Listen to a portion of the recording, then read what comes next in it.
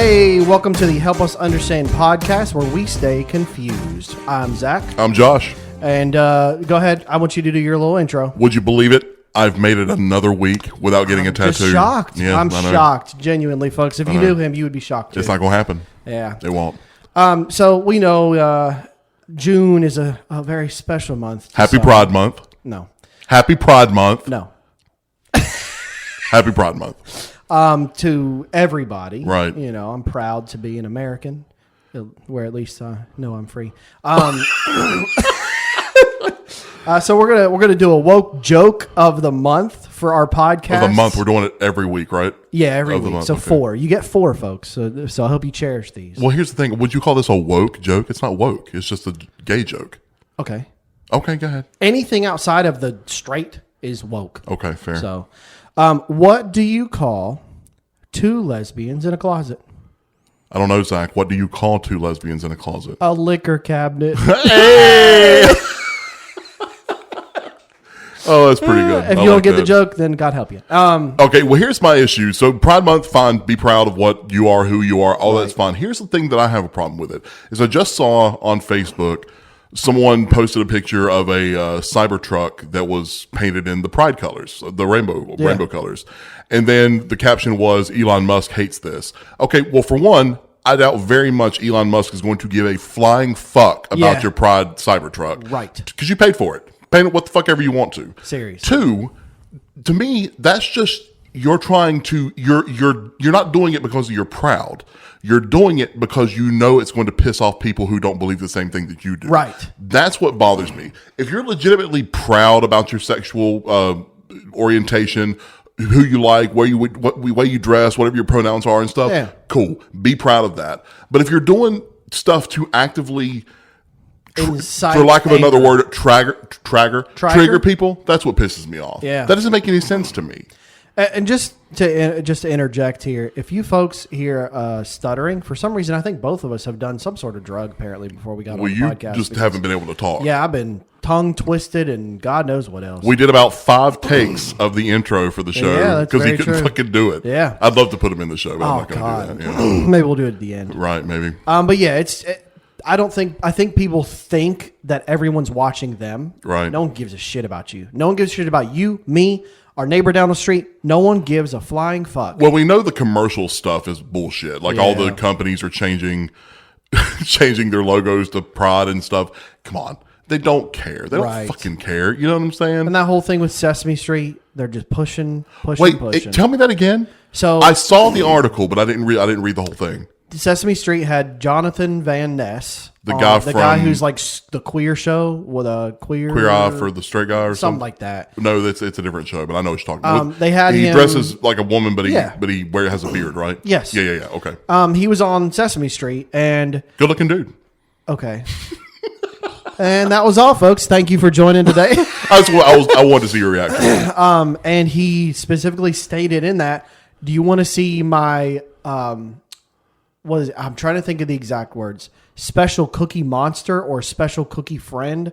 It was something very weird that could have alluded to his penis. Did he not introduce a puppet after he said that? I don't think so. Not from what I saw. Okay, so I'm going to go ahead and assume that was misconstrued by people because why would they broadcast that? Not only that, but apparently he was like super flammable, which I guess that's his personality. And well, they knew that. They knew that. Of course. But like parents are in an uproar. I mean, in an absolute uproar. They're like, you're pushing stuff onto our kids. Just leave the show as the way it fucking was. Right. And I get it. I understand it. Mm-hmm. But it's just all that stuff. It's June. We're going to see that stuff every day. I mean, I can't pass judgment because I haven't seen it. I need to watch it. Yeah. Now, if he's just kind of like, hey, Grover, want to see my special monster or some shit, then I'll be like, that's a little suggestive. But I don't know. I have to watch it. Love to see it, Johnny, or whatever your fucking name is. Oh, God. Yeah. I'll have to see it. I did see the person that I sent the full fucking link to, and he's like, I haven't seen it. I saw the article. I just haven't seen it. Oh, maybe that's how I saw it. Yeah, I know. You sent me a text. I know. And I just read the title and didn't read the article. God. Yeah, it depends on when you send it to me. If you send it to me when I'm at my desk at work, I'll see the title, but I'm not going to read the article. You should. Until I go to It's a nice mental break. Until I go to the bathroom. to the bathroom. And then I'll read it. Like old man in his newspaper. Yeah, you got to squat and surf. That's how you So do it. anyway, yeah, happy woke month, I guess. Happy Pride Month, everyone. Yeah, okay. So I do want to touch on one more thing before we get into the main topic. Okay. We've talked about AI multiple times, probably 2 times. I don't know if that counts as multiple, but we've talked about it. Yeah. I did see today, we've also brought this back up in a previous podcast, the big, beautiful bill that Trump has, right? Yeah. Mm-hmm. Apparently, in that bill, get this, there is a whole section that states all 50 states are banned from regulating AI for the next 10 years. I knew this was going to catch you off. Because I don't like that. I know. Because we've talked about this more than twice. I know we've talked about it more than twice. To an extent, I do think AI is going to need some regulation. Yeah. People shouldn't be able to just go on there and be like, I'm going to create a video of Biden sucking off Elon Musk or whatever they did that one time. You know what I'm saying? Yeah. Like that's a little, I mean, I think that kind of blurs the line between freedom of speech and then creativity. You know what I'm saying? Yeah. Like I just don't. Yeah.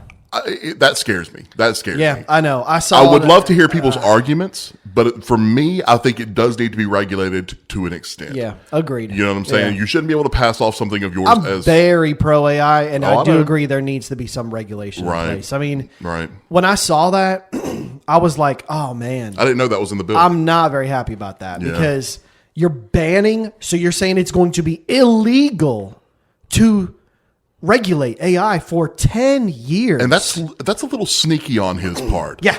Put a bunch of financial stuff that you know people are going to vote for, and then put slide that in in this there. little. And I was like, not too fond of that I don't know because how I feel about that. if AI gets to the point where it needs to be regulated, what do we do then?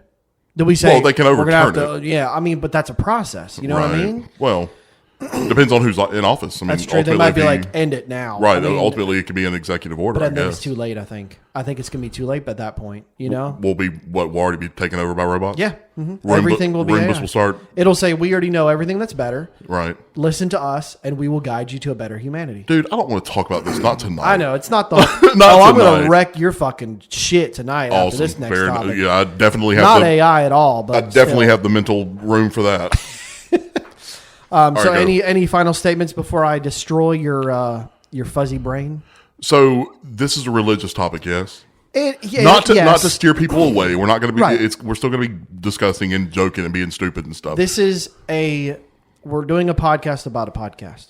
Okay. Okay. But it is about a man's story, his real life story. What is the podcast called? The podcast is called The Deep End. The Deep End. Okay. The Deep End. It is a religious podcast, which, to be fair, when I started watching and listening to it, I didn't realize it was a religious podcast until about 15 minutes in.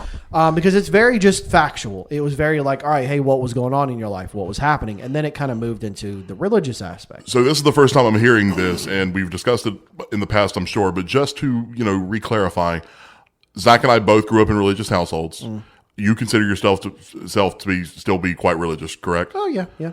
I grew up in a religious household. I used to do Bible studies. I was a song leader at our church. And in my teens, I started to question my faith. And ever since then, I'm not what you would call religious. I'm still open to it. Semi. No, I wouldn't even say semi. I'd say semi. I mean, I'm open to it. I definitely enjoy 20%. discussing it and stuff. But I'm very, I'm not. I don't go to church regularly. Let's just say that. Yeah, it's all right. So nor do I. That being said, we'll make that statement. Nor do I. Well, that I being do said- listen to services, Right. on, Sunday, but I don't go. okay. Anywho, I'm not going to say too much personal information about this guy because anyone can go watch the episode. I will say his first name is Nathan. Okay. Nathan. We love that name, folks, because it's just, where did that come from? I don't know. Y'all been doing it for 10 fucking years now. Yeah, I don't know. Anyway, so he grew up in a satanic family, an occult family. And whenever I say occult, I always have to clarify occult. People always hear cult, which could mean occult. anything. It's the occult, OCCULT. which is literally a practice of devil worship in some fashion. So this guy was born into a satanic family, He like was. animal sacrifice, the whole 9 yards. Everything. Wow. Okay. And he went through a lot of his stories, which are really, really eye-opening. And the reason I want to talk about this is not to be like, you folks need to bow down before Jesus today. I'm not doing that. It's just an interesting story. It's a very interesting story, but it also opens you up to there's another reality here that we may not be seeing. Okay. And that's what's trippy. Okay. So from 18 to 27 years old, he was very involved in this aspect of the occult. All the way up until 18, he was just doing the child versions of Welcome to the Club kind of thing. But he started out by saying that his family is a part of multiple families who are in this cult, in the occult, and they have different rankings. Each family's ranked higher than another family. Okay. The more you do, the higher your rank is as a family. So it's like if you and I are a gay couple somewhere and we have 3 kids, you and I have sacrificed 20 people, and our kids have now been sacrificing, animals and all sorts of other stuff, and they're leading people to the occult, then our family would rise in the ranks to the top tiers. So you're collecting loyalty points. Yes. Yeah. Essentially. Yeah, you're right. collecting a loyalty program. Right. You sacrificed a dog, 10 points right there. Yeah, I mean, it's kind of, it's awful. It's awful, but it's true. And the way he explained it is his family was kind of like middle top tier. Mm-hmm. The people above them were like and this is what really freaked me out, were the top businessmen in the world. Okay. Question. Yeah. So is it structured the same way of like a different church? Like, meaning, is there one person who is communicating with the devil? They all are. So they're all communicating with... Yes. There's not just one like person that's like, I'm the pastor of this. Right. It's our family is over these 4 families who are over these 8 families who are over 50 families who are over 300. It's very dispersed, but of course the top family can never be dethroned in a way. Right. Which there's rumors on other areas that it's a certain family that's been around for a long time, but we won't go there. Right. So, but he was saying that the top families are like businessmen of our world, like people that we've seen on TV that are in charge of things. Mm-hmm. They do very well at covering things up, but they're didn't name names? Oh, no. Right, okay. Very heavily involved. And the reason he didn't name names is he's still being hunted actively. Oh, so they're still... Him and his family are constantly being hunted by the occult. Wow. From him leaving. He has moved 200 times in the past 8 years. Good Lord, man. Because he's had threats on his home, on his family. He's actually encountered people trying to kill him. He better get strapped? Yeah. Oh, he is. Oh, okay. The problem is the evil is so enveloped in his brain that when he sees another person coming after him, his brain kind of goes into that mode of hunt. And what? he kind of has to his wife has to kind of help bring him out of it. What do you mean hunt? Like looking for people to sacrifice? He was an assassin when he was in the occult. But he worked in the military. So therefore the assassinations were justified. Wait a minute. Wait. Oh, I know. There's a lot we're going to... I was going to say that's a lot in one. There's a lot. Okay, so wait. He was in the military? When he was 18, he got into the military through the occult. They brought him in and said, now that you're here, you have a couple options now you've turned 18. He went into the military, and the ones that are in the military are their assassins. And they are trained assassins. They are put in the military because the military gives them the reason, because there's high-ranking officials in the military, to kill certain people. And I'm not saying, hey, go kill this person's mother. It's not like that. They find people who are problems to society and have them assassinated.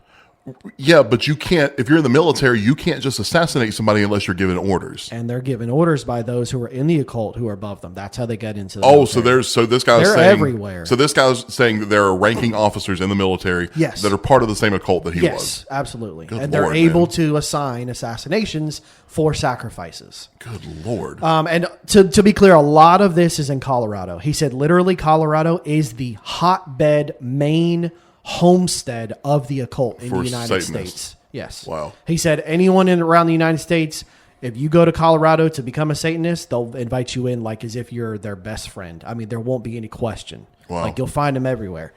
But anyway, he was talking about when he grew up, as he was growing up, he would go to events like sacrifices, and they would have worship centers where him and his family and a bunch of other people would bring in newcomers to these little like praise and worship type of things. And they would kind of poke fun at him to be like, hey, why don't you come in? It's just fun. It's loose. Just come check it out. See if it's your thing. And what they would do is they would actually have people speak in tongues, in devil tongues, like old Latin. They would dim the lights. They would light fires and candles. And they would literally be praising the devil and summoning evil in front of these newcomers. But the people with the newcomers would be like, ain't this funny? Like, this is kind of to entice them to be like, this is cool. This isn't what you're seeing. You're not seeing us do evil. You're just seeing a performance. You're just seeing a live drama happen in front of your eyes. And they really coax people in by saying, hey, you want to come back? We're doing another one this weekend. And it starts to darken themselves to get used to it and go, yeah, I'm kind of into this. Okay, so I've been quiet long enough. No, but the thing that gets me about that, if I'm pulled to one of those events and they were like, see, we're not with this, just performance, I'd be like, no, bitch, this is evil. Right. Oh, so you want to come back next week? No, I do not want to come back next week. I will not be here next week. No, I won't even be in the States. I will not be in Colorado. Wow. And he said that there are a lot of times where when they don't have the newcomers, they will work to actively nearly kill a couple of their people so that they can see the gates of hell. That's what he explained. Sorry, say that again? They will actively get people close to death. Oh, okay, like close to dying. Yeah, like he had gone through it twice when he was younger. Right. And he said they'd pick 3 or 4 people, and he said the easiest way to almost kill someone but not is to put them in ice for an extended period of time. To slow their heart rate down so low that they fade in between life and death. And he said, Lord, out of the 2 times that he had to do it, the one time he successfully communicated with the gates of hell, essentially, and said that, in his words, the gates of hell are in the belly of our earth. Okay. And that he saw the 7-headed demon. He saw all sorts of evil spirits and entities there looking at him, trying to communicate with him. And that's what made him want to leave? No. Nah, not quite. So he saw this and was like, that looks great. Well, I don't know that he thought I don't know that he was like, it's fantastic. Yeah. But he came out and relayed a message that they gave him, which was something about that they're not supplying enough people. Like there's not enough either sacrifices or new people, that they need to work harder towards that. Like it was this weird encrypted message. And he said other people do this like every other week, and some end up in the hospital. Well, yeah, and they say it's just an ice bucket challenge kind of thing, and it went wrong, and they usually get away with it. Right. Like, it's not that harmful. That was the biggest part of him growing up. Now he did see sacrifices actively in front of him, and I'll get to that point in a little bit. He did.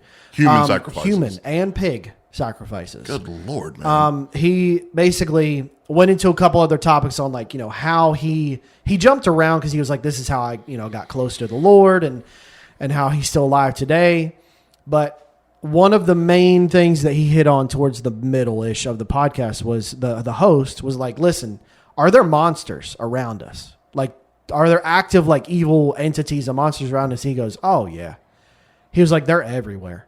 And he was like, explain. Like, you need to go into depth. Yeah. And he said, the main families of the occult are able to physically generate or physically summon demons.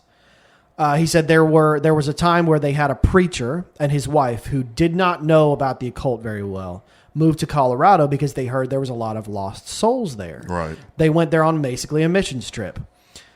They were messing around with a couple of members of the occult, trying to bring them in. And they got, basically, the occult went back and they were like, hey, we got some guy and his wife who's a preacher. We need to take care of him because he's getting on our nerves. What? So the head families got word of this, and this is all by his account, right? What he heard from other people was that the preacher and his wife were driving, and in the back seat of their car, the literal air broke open in front of them, and a demon crawled out from like a doorway almost and was in their car they had to leap out of their car while it was moving. Like that's how panicked they were. And apparently they didn't understand what they saw because they still weren't completely sure what was that. Like clearly it was evil. It was a demon, but they weren't sure what it was. So they went to ask. They were like, "Hey, what's going on down here?" And they were like, "You're messing with the occult. You are marked.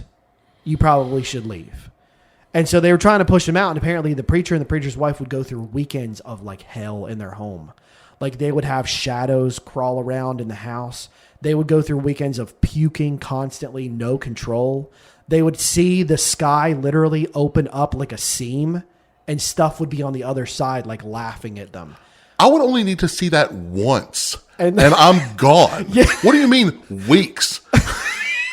They let this go on for weeks? Yeah, they would have people come in from their church and pray, like, and try to help them fight it because they didn't want to give up. Right. They ended up leaving. They did end up leaving after about 6 months of this process. But that preacher apparently still to this day will tell stories about their situation.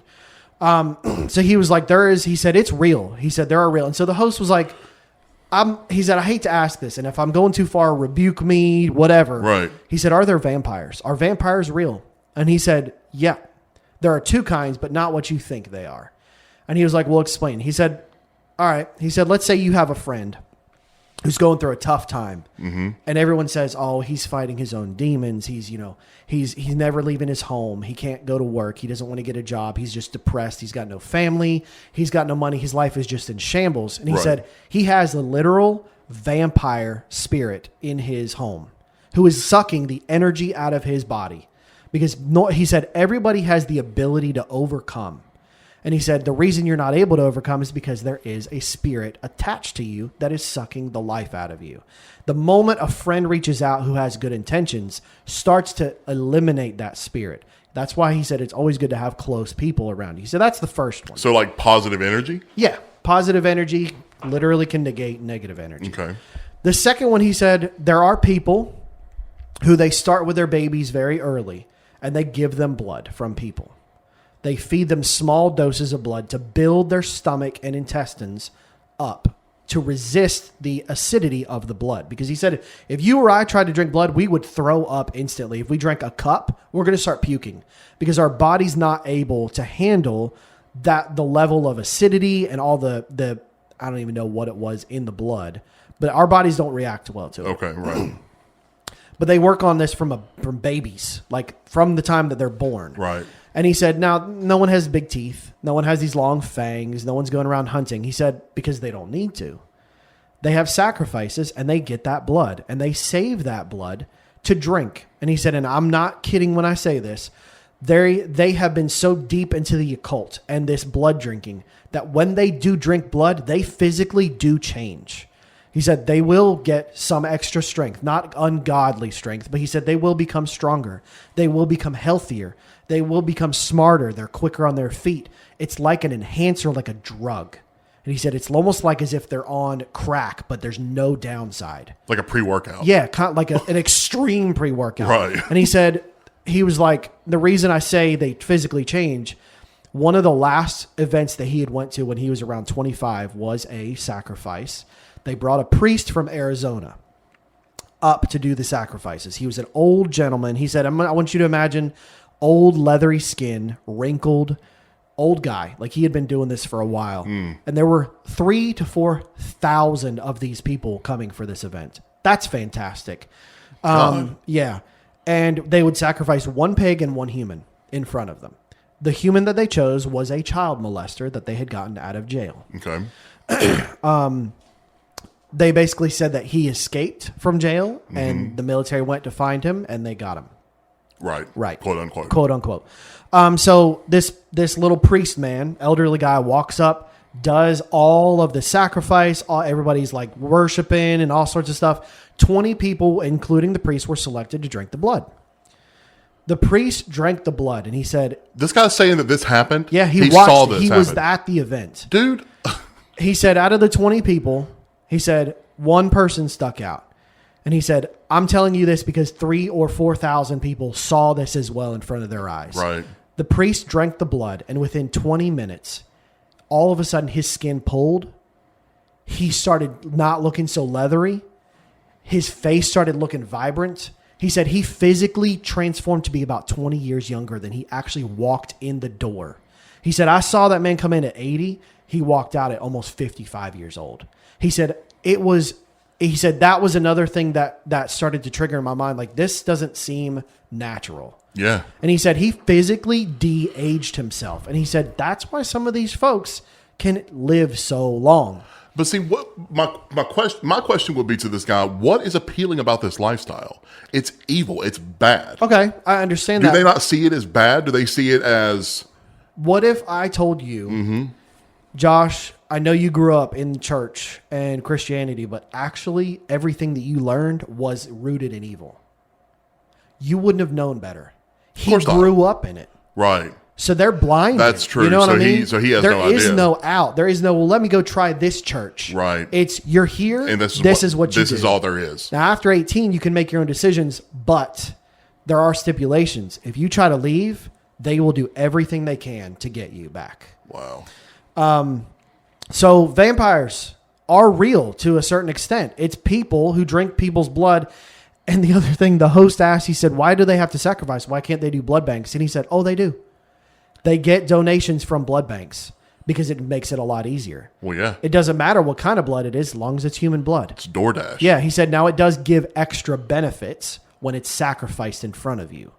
But when it's DoorDash blood, that's terrible. Sorry. You still get benefits, just not of the total amount that you possibly could. Right. So he went on to talk about a few other things I won't dive too far into. I don't want to be here for 85 minutes talking about this. But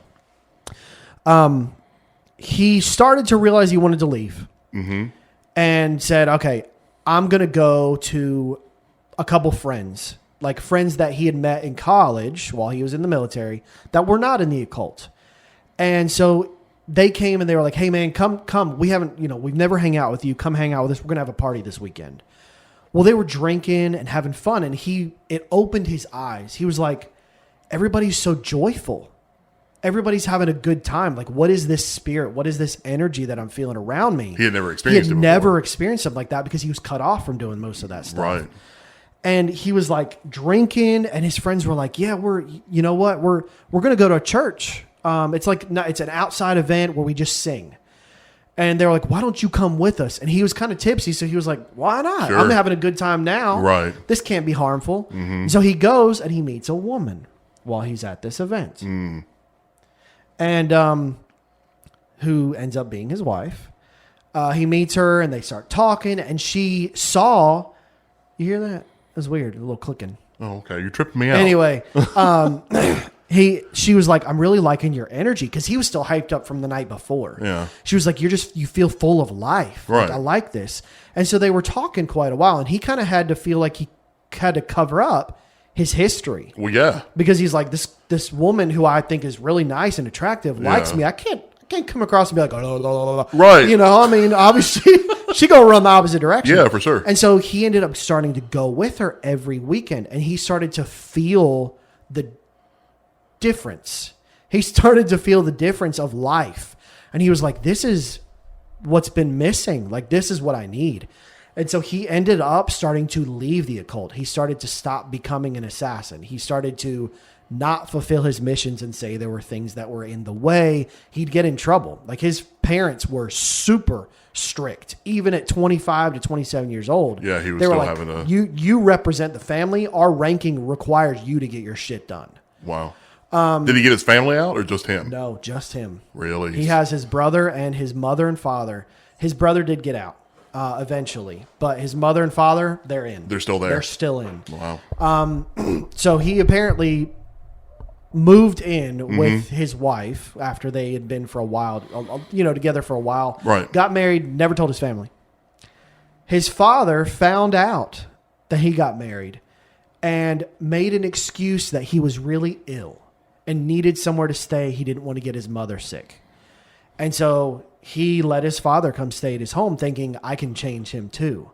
But his father was practicing in the home the whole time. Good Lord, dude. And he finally had to tell his wife, and his wife fucking lost No it. shit. I was And going to say, like, imagine being the wife. Why would you not tell me this? Like, he said it crippled our relationship. Yes. So he said, I had a crippling relationship while my father's trying to get me to come back.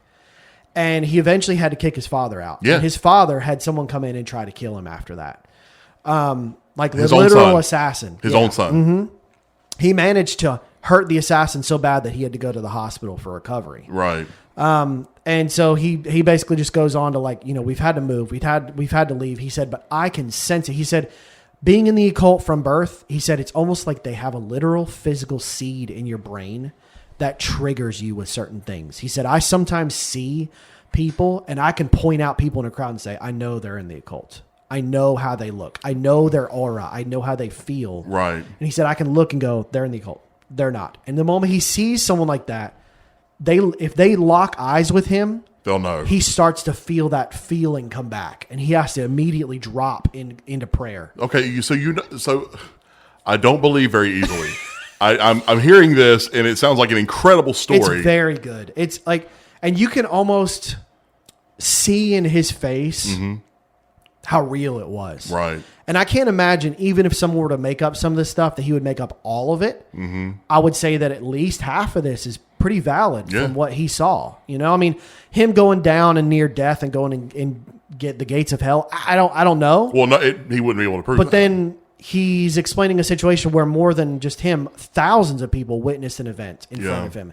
You can't negate something like that. I'm sure you could find people that are like, yep, I was there. I was there too. Yeah. It's like, it just boggles my mind. And he said that in the time that he's been moving, he's had curses put on his home. He has remote viewers from the occult who can find where he lives. It doesn't matter where he moves. He has spent so much time praying over his family. And sometimes he has told his wife and kids, leave. I have to do this by myself. Like, leave me. Yeah. I have to pray and I have to fast. I have to get this out. And it's just, and he said, he started crying. Like, he started bawling. He was like, my wife, the things that she's had to go through. And like you could see, he felt guilt. Yeah, guilt, but like he has permanently damaged her life because she's choosing to spend it with him. Right. And he knows that. Like, it's just, you could see it in his face. He's like, I feel for her. Like, she has had to bear so much to go through this. Yeah.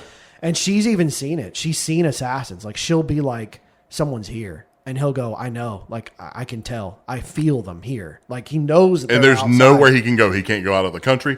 So why is he on this podcast talking about it? Because there's no point in... Did they blur his face? No. Mm-mm. He knows he's known. He wrote a book all about this. Oh, wow. He wrote a book from 2020 to 2024 or something like that. And it's like the fires of something. It's something. I'll have to look it up. But it kind of goes in more detail about some of his stories. And I'm trying to think of like the last few things that he was mentioning. He was basically saying that his family has to go through this. And the one time that there were two different events. One, there's this place. If anyone on the podcast listen to this part. There's something called the Bronze Armadillo in Colorado, and it's a thrift store, but it's like the world's biggest thrift store. He said that is literally a assassin's pickup quest spot. Like, they will drop information To get their missions? Yeah.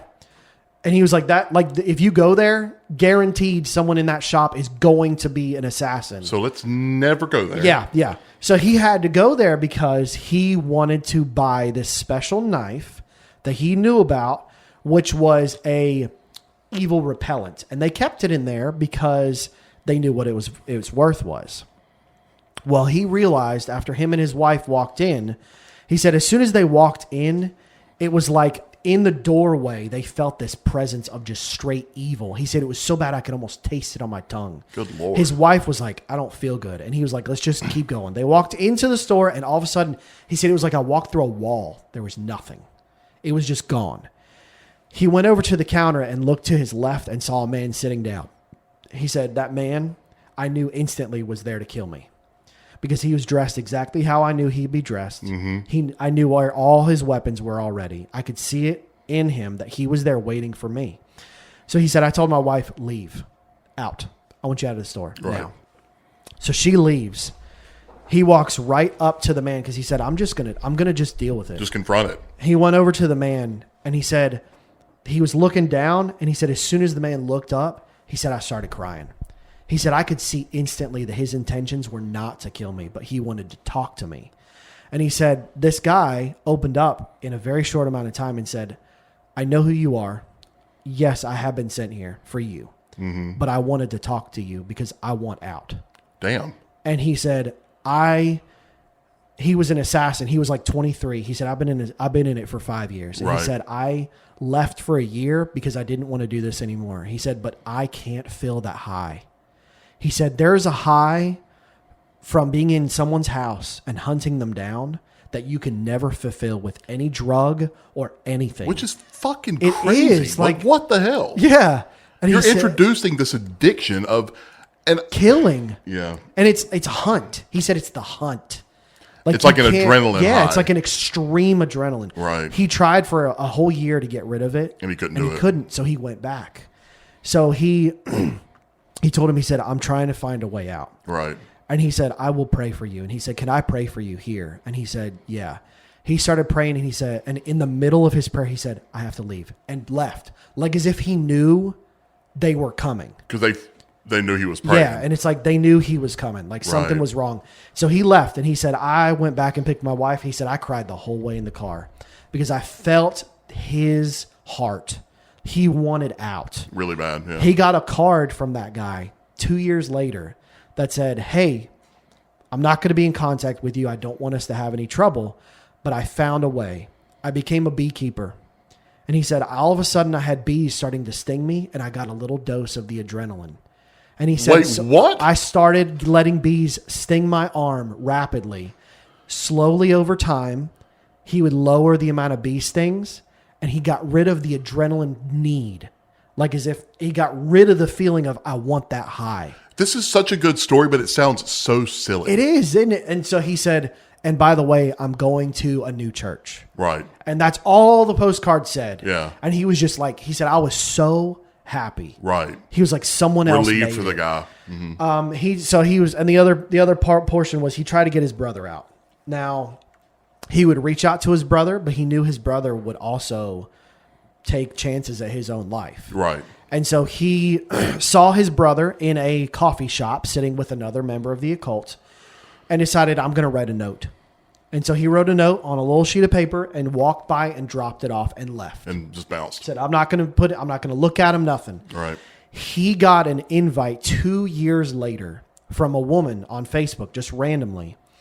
And he accepted. He said, I don't know why, I just felt like I needed to accept it.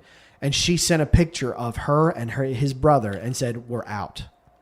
Wow. And that was it. Like, that was it. He was like, thank God. Like, they made it. Like, his Wow. brother got out. This girl that he met got out. Like, they were out. And so he was like, he asked her, he said, was there any news about the parents? And they said, they're actively trying to take care of both of you. Like, trying to take care. Oh, like get rid of them. Eliminate both of them. Wow. They're children. They're kids. Like, Wow.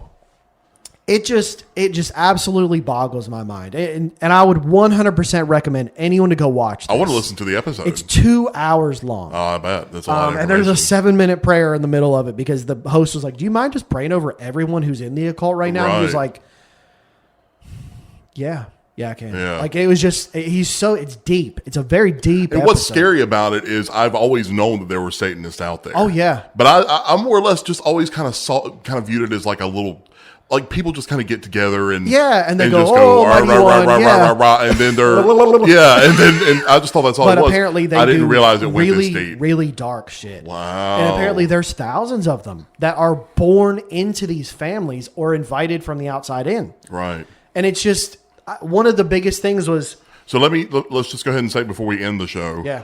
I do not allow or invite any negative anything come into us. Amen, brother. Yeah. I mean, no, nothing like that. So I mean, we're just discussing. it fucked me up. Yeah. When he said that preacher, and I'm going to try to find this preacher, his information. The guy who saw him drank and the his blood. wife. No, him and his wife who saw Oh. these things happen. Yeah. Imagine you are standing and the fabric of time and space splits open like a seam in front of you. And on the other side is another whole universe, and there's demons crawling around in it. I would shit on the spot. I would pass the fuck out. And then I'd go, I'm going to church for the rest of my life on Monday, Tuesday, Wednesday, Thursday, Friday, Saturday, Sunday. I mean, I would go to church, but I'd also be like, look, church, cool, yeah, church, but we need to look into this deeper, you know. Especially if he's right. What if it is in the belly of our earth? I mean, that's kind of what the Bible says anyway. Yeah. It is in the belly of our earth. I mean, it's like, is hell truly really there? It's just in a physical other plane, right, that we can't see. Yeah. It's so fucking weird. Like after watching it, I was like, man, I feel fucked up. I was not ready for this conversation. We both have to work tomorrow. We have to go to bed tonight. Yeah, I know. Good in Lord. the dark. Oh, no. I don't know about all that. But I just highly encourage people to go watch it. It's his mannerisms, his characteristic are very deep. He cries a few times because he gets really emotional about the situation. Yeah, but growing up in that, I can't imagine, man. Imagine the trauma he has to deal with. Yes. On top of people trying to constantly take him out. Yes. Dude, that sucks. Yeah. Like, that's, wow. I feel for the dude. That's why he said in the beginning. If this is real and true, I feel for the guy. That's why he said, I'm a dead man walking, and the only reason I'm alive is because of God. Right. That's it. Right. He's like, I don't want to dive into, am I Catholic, am I Baptist? None of that. I am here because God chooses to let me live. Right. That's it. That's it. And I think that's the most refreshing, straightforward answer you could give. Well, but at that point, that's more meaningful because it's like, screw denominations. Yeah. Who cares? God has me alive right now, and that's all that matters. Like, man. Well, we're over 41 minutes. So we need to cut this. That's a crazy good story. What's the name of the podcast again? The Deep End. The Deep End. Yeah, everybody should. I've started on a couple other episodes. We're not partners or anything like that, so but just check it out. Yeah, it's very good. It's very scary though. I will say the details that he goes into about some of this stuff is not for everyone. Not safe for work. Yes. As they say. Yes. 18 plus. Yeah. 16. They need to learn a little younger. Dude. All right. Well, that's it for this week. As always, you can find us on YouTube, Help Us Understand Podcast. Please like and subscribe our videos. Let us know if you have any opinions or questions. You can email us at helpuspod@gmail.com. We're also on TikTok, Instagram, X, YouTube, Facebook, and the other ones. I think all it's the other ones. Podbean. You can find us on Podbean. We're about to be on churchofchrist.com. No, I'm just kidding. Is that a website? I think it is. Churchofchrist.com. Yeah. Fair enough. Yeah, but that's it for this week. I was Josh. I was Zach. Yeah, bye.